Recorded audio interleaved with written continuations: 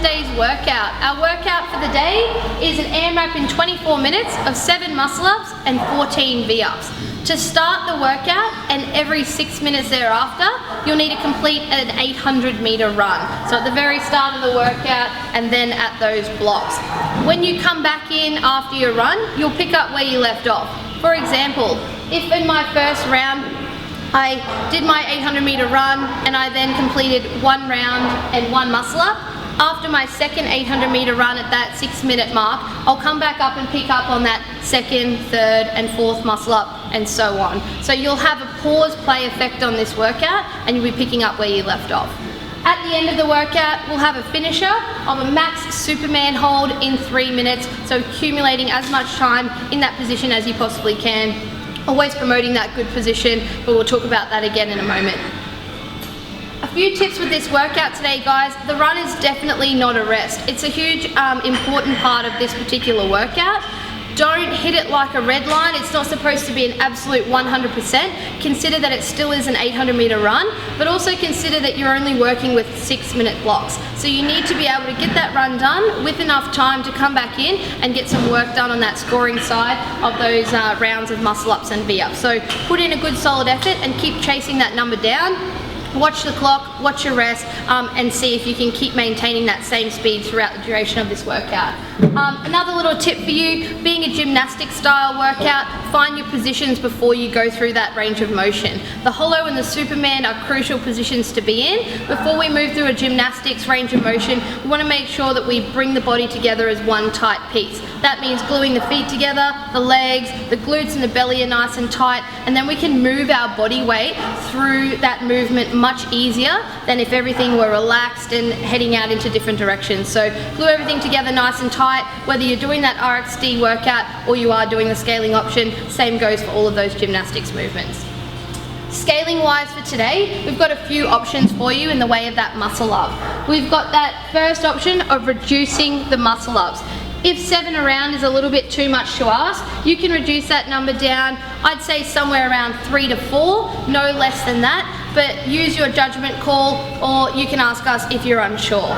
The second option, if you don't have muscle ups just yet, is a 2 and 2 pull and push option. So we're trying to simulate that same strength of pulling through the rings and then pressing through that dip. So we would essentially do double the reps so that we can build that strength. So we'll do double the reps or 14 reps of a pulling option.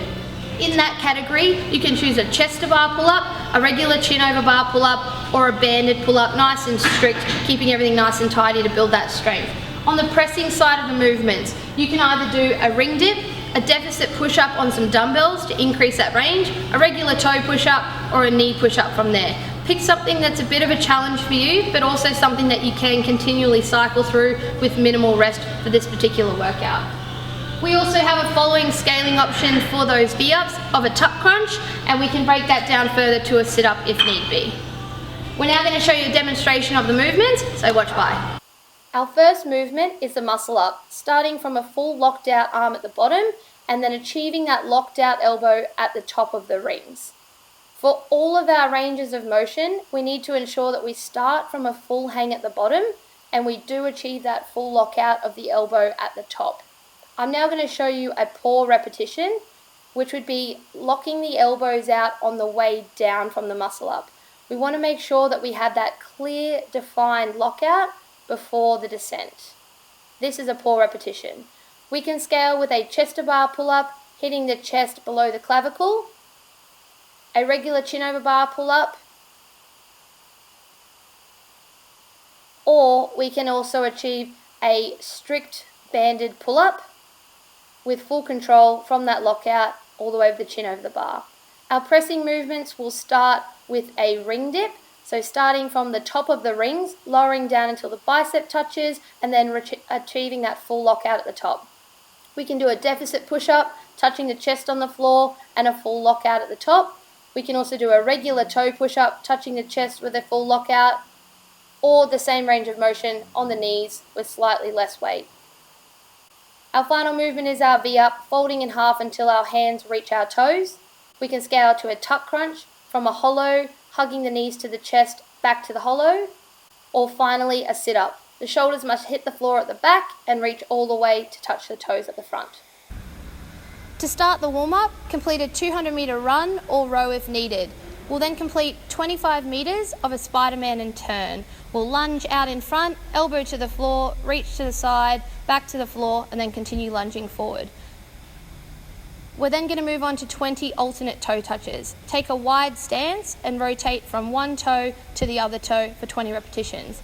We'll then move on to 20 star jumps with the arms to the front, 20 star jumps with the arms out to the side. We're then going to complete 10 inchworms with 2 push-ups. With the legs straight, walk the hands out, complete 2 push-ups, and walk the hands back in front of the feet. Then moving on to 10 alternate and arm and leg V-ups. We'll start on the floor, and the alternate arm will reach out to the alternate foot. From there, moving on to 7 strict pull-ups. Use a band if needed, but start in that hollow body position, pulling the chin up over the bar, and rest, ready to move on to 10 straight leg toe touches. From here, bring your legs up over your hips. We're going to reach the torso up so that our hands touch our toes. And then finally, moving on to a few stretches, we'll start off with 30 seconds of a sync stretch on the band.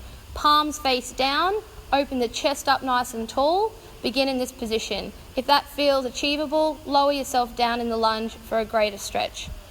Once we've completed the sync stretch, we'll move on to 30 seconds of a hamstring distraction. We're going to step into the band, bring it up around the top of the leg, walk ourselves out and put the alternate leg out in front.